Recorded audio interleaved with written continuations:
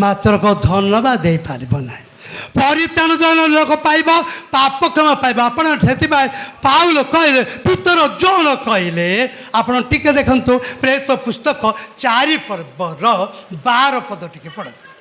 ହଁ ପଢ଼ନ୍ତୁ ଝିଅ।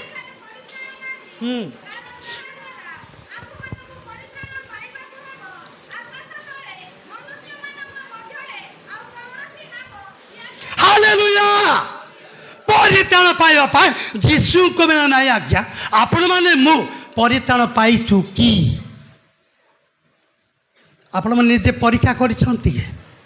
କେବେ ପରୀକ୍ଷା କରିଛି? ଗିର୍ଜା ଆଇଲା ଉତ୍ତାରେ, ସେବାକୁ ଆଇଲା ଉତ୍ତାରେ, ଉପାସନାକୁ ଆଇଲା ଉତ୍ତାରେ ଆପଣମାନେ ଯଦି ପରିତ୍ରାଣ ପାଇନାହାନ୍ତି, ପରିତ୍ରାଣ ବୋଲେ କ'ଣ ଆଜ୍ଞା? ପାପ କ୍ଷମା। ପାପ କ୍ଷମା କ'ଣ ଆଜ୍ଞା? ପାପକୁ ଜଣେ ଲୋକ ସ୍ୱୀକାର କରିବ, ଖେଦ କରିବ, କ୍ରନ୍ଦନ କରିବ, ଅନୁତାପ କରିବ, ତାହେଲେ ପାପ କ୍ଷମା କ୍ଷମା ଆଜ୍ଞା। ଶୁକ୍ଲା ଆଖି ହେବ ନା ଆଜ୍ଞା? ଶୁକ୍ଲା ଆଖି ହେବ ନା ଆଜ୍ଞା? ଏ ଶୁକ୍ଲା ଆଖିରେ ପରିତ୍ରାଣ ନାହିଁ ଆଜ୍ଞା। କାହିଁକି? ଏଫିସି ପୁସ୍ତକ 1 ପର୍ବର 13 ପଦ ଟିକେ ପଢ଼ନ୍ତୁ।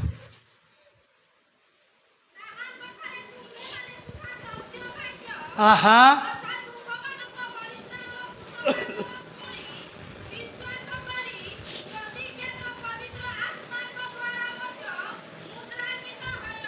ହାଲେଲୁୟା। ଜଣେ ଲୋକ ପରିତ୍ରାଣ ପାଇବ, ପାପ କ୍ଷମା ପାଇବ। ପାପ କ୍ଷମା ହେଲା ଉତ୍ତାରେ ତାକୁ ମୁଦ୍ରାଙ୍କିତ। ମୁଦ୍ରାଙ୍କିତ ବୋଲେ ଏଠି ପୋଷ୍ଟାଲ ଲୋକେ ଅଛନ୍ତି କି? ପୋଷ୍ଟାଲ କର୍ମକର୍ତ୍ତା ମାନେ। ଆଉ ସେ ପୋଷ୍ଟ ଭିଡ଼ିଲା ଉତ୍ତାରେ ତାକୁ ସୂତା ଭିଡ଼ିବ, ତାକୁ ତରଳ ଜିନିଷ ଲଗେଇବ, ଲଗେଇଲା ଉତ୍ତାରେ ସେ ଗଣ ସେ ସିଲ୍ ମାରିବ। ସେଟା ଆଉ କିଏ ଫିଟେଇ ପାରିବ ନାହିଁ। ଅନ୍ୟ ଲୋକ କିଏ ଫିଟେଇ, ମାତ୍ର ଆଜିକାଲି ଫିଟି ଯାଉଛି ତାର ମନକୁ। କିନ୍ତୁ ସିଲ୍ ଜଣେ ଲୋକ ପରିତ୍ରାଣ ପାଇବ, ପାପ କ୍ଷମା ପାଇବ, ତାହେଲେ ସିଲ୍। କେତେ କେତେ କହୁଛନ୍ତି ମୁଁ ଅମୁକ ସାଲରେ ପାଇଛି, ସମୁକ ସାଲରେ ପାଇଛି, ସମୁକ ସାଲରେ। ସେଥିପାଇଁ ଏଠି ଲେଖା ହେଇଛି, ଟିକେ ଦେଖନ୍ତୁ ଏଫିସି ପୁସ୍ତକ 4 ପର୍ବର 30 ପଦ ଟିକେ ପଢ଼ନ୍ତୁ।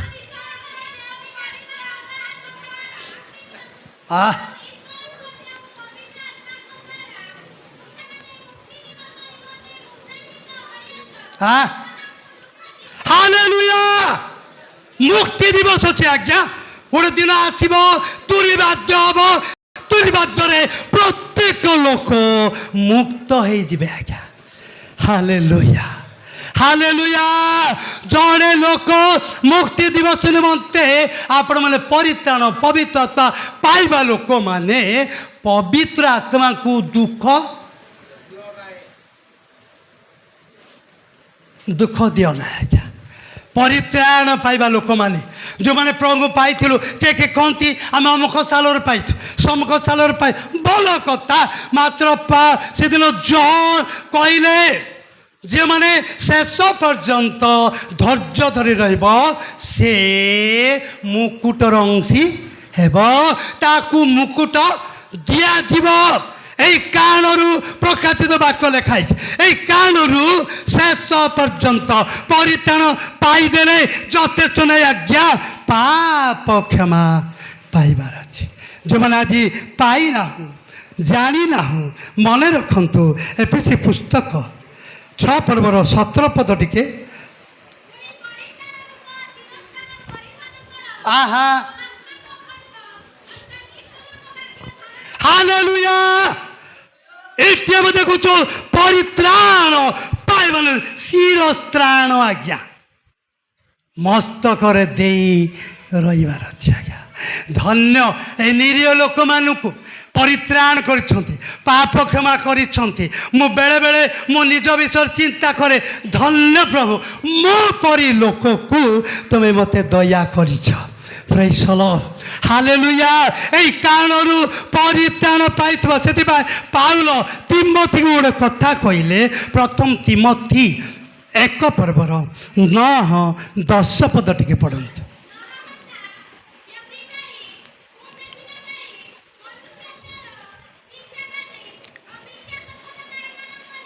ସରି, 2 ତିମୋଥି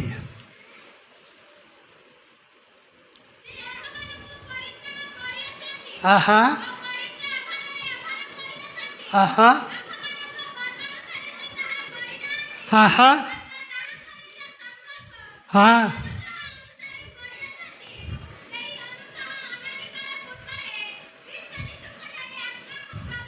ହାଲେଲୁୟା। ଆପଣମାନଙ୍କର କର୍ମରେ ନୁହେଁ, ମୋର କର୍ମର ନାହିଁ ପ୍ରଭୁ। ପ୍ରଭୁ ଆମମାନଙ୍କୁ ଦୟାକରି ଅନୁଗ୍ରହ କରି ପରିତ୍ରାଣ ପବିତ୍ର ଆତ୍ମା କ'ଣ କରୁଛନ୍ତି? ଦେଇଛନ୍ତି ଆଜ୍ଞା। ସେ ବଇନା ସ୍ୱରୂପ ଦେଇଛନ୍ତି ଆଜ୍ଞା। ଆପଣମାନେ ପ୍ରଥମ କରନ୍ତି, ଦ୍ୱିତୀୟ କରନ୍ତି।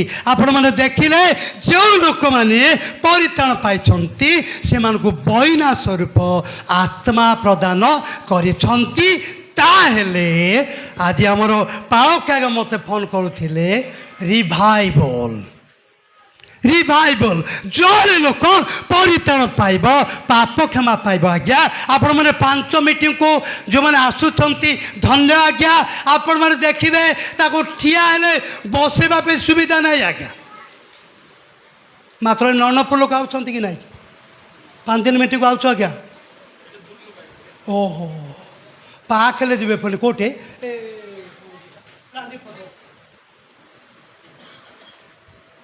ପରିତ୍ରାଣ ପାଇବା ପାଏ, ଲାଳାୟିତା ନାହିଁ, ଇଚ୍ଛା ନାହିଁ।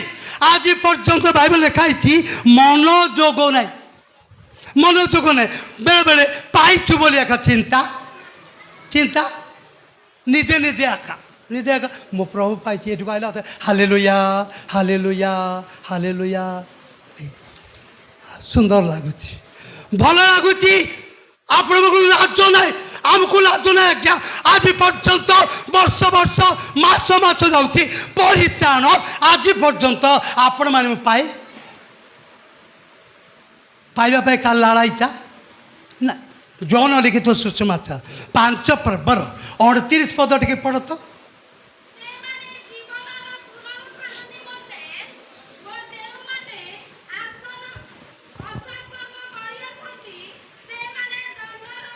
ଯୌନ ଲିଖିତ ସୁଷମାଚାର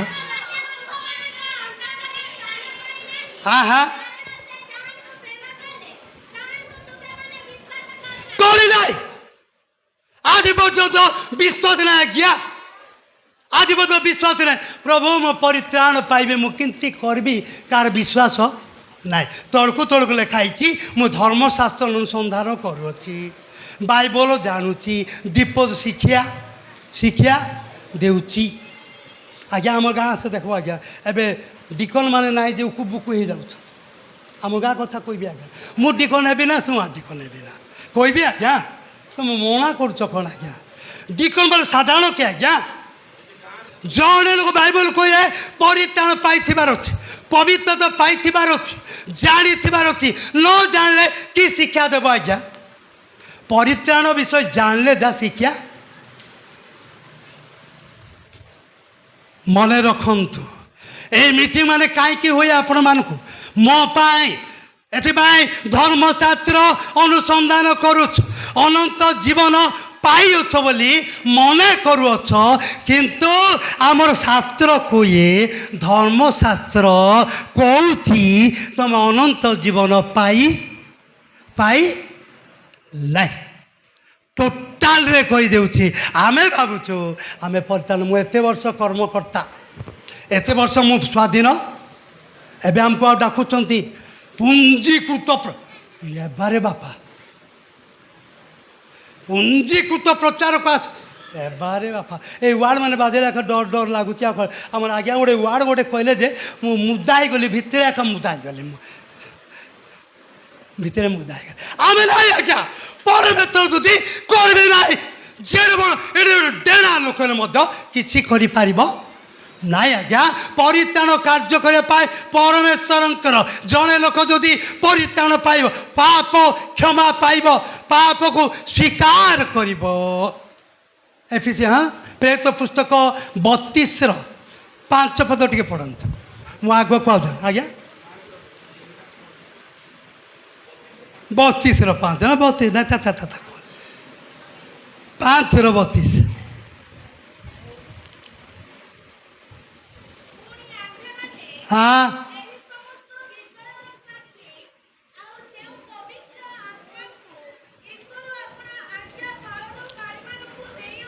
ଆହା ହାଲେଲୁୟା। ଆଜ୍ଞା ଜଣେ ଲୋକ ପବିତ୍ର ଆତ୍ମା ପାଇଥିଲେ ଏକା ସାକ୍ଷ୍ୟ ସାକ୍ଷ୍ୟ କହିବ ଆଜ୍ଞା ଅମକଠାରେ ପରିତ୍ରାଣ ଅଛି, ସମକଠାରେ ପରିତ୍ରାଣ ଅଛି, ସମକଠାରେ ପରିତ୍ରାଣ ଅଛି କହିହେବ ଆଜ୍ଞା। ଏ ପ୍ରଚାରକ କହିହେବ, ପ୍ରଚାରକ ତ କହିହେବ, କିନ୍ତୁ ସାକ୍ଷୀ ପାଉଲ କହିଲେ ଆମେ ସାକ୍ଷୀ, ଜନ କହିଲେ, ପିତର କହିଲେ ଆମେ ଦେଖିଛୁ ଯୀଶୁ ମୃତ୍ୟୁବରଣ କରି 3 ଦିନ ଗଲା ଉତ୍ତାରେ ସେ କ'ଣ କଲେ? ଉଠିଲେ। ମାତ୍ର ଶିଷ୍ୟମାନଙ୍କର ଭିତରେ ମଧ୍ୟ କେତେ କେତେ ଲୋକ ବିଶ୍ୱାସ କଲେ ନାହିଁ। କହିଲେ ଲୋକମାନେ ଆଚମ୍ବିତ, କହିଲେ ଯୀଶୁ ଉଠିଲେ ବୋଲି କହିଲେ। ଉଠିଛନ୍ତି କି ନାହିଁ ଆମକୁ ମଧ୍ୟ ଉଠୁ ନ ଉଠୁ ବାବୁ ଆମେ କିସମିସ୍ ପାଳନ ଉଠୁ କି ନ ଉଠୁ କି ସେ ଜନ୍ମ ହଉ କି ନ ଜନ୍ମ ହଉ ପାଲୁଛୁ ତ ଧୁମ ନେଇକି। ଆଜ୍ଞା କିଛି ଲାଭ ହବ ନାହିଁ ଆଜ୍ଞା, ଉଠିବାର ଅଛି, ଜାଣିବାର ଅଛି। ଆପଣମାନେ ମୋ ସାକ୍ଷୀ, ମୁଁ ଦେଖିଛି, ଅନୁଭବ କରିବାର ଅଛି, ଅନୁଭବ କରିବାର ଅଛି। ମନେ ରଖନ୍ତୁ ଏ ଦିନମାନଙ୍କ ମଧ୍ୟରେ ରିଭାଇଭଲ୍ କହିଲେ, ଉଦ୍ଦୀପନା କହିଲେ ଜଣେ ଲୋକ ପରିତ୍ରାଣ ପାଇବ, ପାପ କ୍ଷମା ପାଇବ, ମୁକ୍ତି ପାଇବ, ତା ହାତ ଖୋଲିଯିବ, ତା ଜିଭା ଖୋଲିଯିବ। ଆଜି ଅନେକ ଲୋକମାନେ ଆମର ଅଞ୍ଚଳର ସ୍ୱାଧୀନ ପ୍ରଚାରକମାନେ ଆଜ୍ଞା କହିଦେବି ମୁଁ କିଏ ହାତ ଖୋଲୁନାହିଁ, ଏମିତି ତାଲି ମାରିବେ, ଏମିତି ତାଲି ମାରିବେ, ତାଲି ମୋତେ ଭଲ ଲାଗୁଛି ଆଜ୍ଞା। ମୋର ଏଠି ଗାଡ଼ିରେ ପଡ଼ି ଏଠି ମାଡ଼ ହେଇଯାଇଛି, ଛେଲାଗଡ଼ ଆମେ ପଡ଼ିଛେ ଆଜ୍ଞା, ମୁଁ ବର୍ଦ୍ଧନ ଆଜ୍ଞା ଅଛୁ। ଆଉ ସେ ମୋତେ କହିଲେ ତାଳି ମାର ବାବୁ, ତାଳି ମାର। ହେଲେ ଏଇଟା ମୋତେ ବଥଉଛି, ମୁଁ ଗାଡ଼ିରେ ପଡ଼ି ଏଇଟା ବଥଉଛି, ମୁଁ ତାଳି ମାରୁନ ଏମିତି କରୁଛୁ କି ବାବୁ? ଏମିତି ତାଳି ସେମିତି ନାହିଁ ବାବୁ, ତାଳି ଏମିତି ତାଳି। ଆମର ହାତ ମାନଙ୍କୁ ଫାଟି ଯାଇଛି ଆଜ୍ଞା, ଏଠି ଫଡ଼ା ଫଡ଼ା ହେଇଯାଇକିରି ରକ୍ତ ବାହାରୁଥିବ, ମାରିକିରି ଆଣିଛୁ। ମନେ ରଖନ୍ତୁ ଏଇ ପରିତ୍ରାଣ ପାପ କ୍ଷମା ପାଇବା ପାଇଁ ଏମିତି ତାଙ୍କର ସରୁନାହିଁ ବୋଲି ଏଟା କରୁଛନ୍ତି କି ସବୁ ସମାଜକୁ ଡାକି? ନା, ଆମର ସମାଜ, ଆମର ମଣ୍ଡଳୀ ମାନେ ପରିତ୍ରାଣ ପାଆନ୍ତୁ, ପାପ କ୍ଷମା ପାଆନ୍ତୁ, ଅନନ୍ତ ରାଜ୍ୟର ଅଧିକାରୀ ହୁଅନ୍ତୁ। ଆଜ୍ଞା ନ ପାଇଲେ ଯାଇହେବ ନା ଆଜ୍ଞା? ନା ଯାଇହେବ? ମୁଁ ଡିଗ୍ରୀ କରିଛି, ଯାଇହେବ? ଯାଇହେବ ନାଇଁ? କାହିଁକି? ବାଇବେଲ ଜାଣିଯିବ ଆଜ୍ଞା, ଜାଣିବାର ଭଲ ଆଜ୍ଞା। ଆଦିଠାରୁ ପ୍ରକାଶିତ ପର୍ଯ୍ୟନ୍ତ ଭଲ ଯେ ପ୍ରଭୁଙ୍କୁ ଜାଣିବାର ଅଛି। ସେଦିନ ଯକ୍ଷ କହିଲେ ମୁଁ ଯୀଶୁଙ୍କୁ ଦେଖିବି। ଏଠି କାହା କହିଲେ ଦେଖିବାକୁ ଆଉଛୁ? ଆଜ୍ଞା ଆପଣ ମାନେ ଆମକୁ ଦେଖନ୍ତୁ ନାହିଁ, କାହାକୁ ଦେଖନ୍ତୁ ନା ଆଜ୍ଞା, ପ୍ରଭୁଙ୍କୁ ଦେଖନ୍ତୁ। ବାଇବେଲ କୁହେ ଆମ୍ବକୁ ଦେଖି ପରିତ୍ରାଣ ପାଅ। ପରିତ୍ରାଣ ତାଙ୍କଠାରେ ଅଛି ଆଜ୍ଞା, କାହାଠାରେ ନାହିଁ ଆଜ୍ଞା। ଜଣେ ଲୋକ ଯଦି କାନ୍ଦିବ, ଅନୁତାପ କରିବ, ସେଥିପାଇଁ ଯକ୍ଷ ଆଉ ଦେଖିବା ପାଇଁ ଇଚ୍ଛା କଲେ।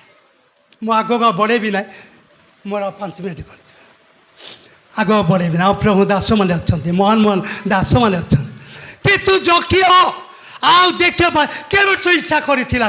ସେ ଭାବୁଛି ସେ ଏମିତି ଲୋକ, ସେମିତି ଲୋକ, ସେମିତି ଲୋକ, ସେମିତି ଲୋକ, ହଁ ଦେଖିଦେବା ଯାଏ। ଡ୍ରାମା ପରେ ତ ମିଟିଂ ଚାଲିଛି ବାବୁ, ଏବେ ଡାକିଛି ପାଷ୍ଟର ଆମକୁ, କର୍ମକର୍ତ୍ତାମାନଙ୍କୁ ଡାକି ଦେଖିଦେବା ସେ। ନା, ଯକ୍ଷ ଦେଖିବା ପାଇଁ ଗୋଟେ ଉପାୟ କଲେ ଆଜ୍ଞା। କ'ଣ କଲେ? ବାପା ଦୌଡ଼ିଲେ ଆଜ୍ଞା, ଦୌଡ଼ିବାର ଅଛି ଆଜ୍ଞା। ଆମେ ଯୋଉଠୁ ସେଇଠି ଆକା ନାଇଁ, ଦୌଡ଼ୁ ନାହିଁ, ଚେଷ୍ଟା ନାହିଁ, ଚିନ୍ତା ନାହିଁ, ଭାବନା ନାହିଁ, ମୁଁ ପାଇଛି କି ନାହିଁ ତା ମଧ୍ୟ ଚିନ୍ତା କରିଛ କି? କରିହେବ ନାହିଁ। ଚେଷ୍ଟା କଲେ, ଦୌଡ଼ିଲେ, ଦୌଡ଼ି ଗଛ ମୂଳ ଗଲେ, ଏ ଗଛରେ ଏମିତି ରହିଲେ ତ ମୋତେ ସେ ଦେଖିଦେବ, ମୁଁ ଗଛ ଉପରେ ଚଢ଼ି ପଡ଼େ। ପ୍ରେସଲ ଆପଣ ଭଲ ଲାଗୁଛି କି ନାହିଁ? ଏଇଟା ଗୋଟେ ପୁରୁଣା କଥା ପରେ ମାତ୍ର ଗୁରୁତ୍ୱପୂର୍ଣ୍ଣ କଥା ଅଛି ଆଜ୍ଞା। ଏଠି ଗୁରୁତ୍ୱପୂର୍ଣ୍ଣ। ଆଉ ଚଳିଲା ଉତ୍ତାରେ ଯୀଶୁ ଶିଷ୍ୟମାନଙ୍କ ସହିତ ଆସି ଗଛ ମୂଳରେ କ'ଣ ହେଲେ? ଠିଆ ହେଲେ। ଠିଆ ହେବାରୁ ଶିଷ୍ୟମାନେ ଭାବିଲେ ନାଇଁ ଆମର ଗୁରୁ ଟିକେ ଚାଲିକିରି ଆଇଲୁ ତ, ଜିରିଓରୁ ଆଇଲୁ ତ, ହାଲିଆ ହେଇଗଲେ ତ ଏଇ ଗଛରେ ଠିଆ ହେଲେ। ଆଉ ସେ ଉପରକୁ ଅନେଇଲେ। ପ୍ରେସଲ ହାଲେଲୁୟା। ଅନେଇକିରି କହିଲେ ଯକ୍ଷିୟ ଶୀଘ୍ର ଓଲା, ମୁଁ ଆଜି ଅବଶ୍ୟ ତୁମ ଘରକୁ ମୁଁ ଯାଉଛି। ପ୍ରେସଲ ହାଲେଲୁୟା। ଆପଣମାନେ ଇଚ୍ଛା କରିବେ କି ଆଜ୍ଞା ଆପଣମାନଙ୍କ ଘରମାନଙ୍କୁ ନେବା ପାଇଁ? ଆପଣଙ୍କ ଘରମାନଙ୍କୁ ନେବାକୁ ଇଚ୍ଛା କରିବେ କି? ଆଉ ସେତେବେଳେ ଆଗ ହେଲେ ପଛ ହେଲେ ଜାଣି ନାହିଁ, ମାତ୍ର ଯୀଶୁ ତା ଘରକୁ ଗଲା ଉତ୍ତାରେ ଯକ୍ଷିୟ ଠିଆ ହେଇ କିସ୍ କହିଲେ? ପାଣି ବାବୁ ତମେ ତ ଆଗେ ଅଛ ଯେ କିସ୍ କହିଲେ?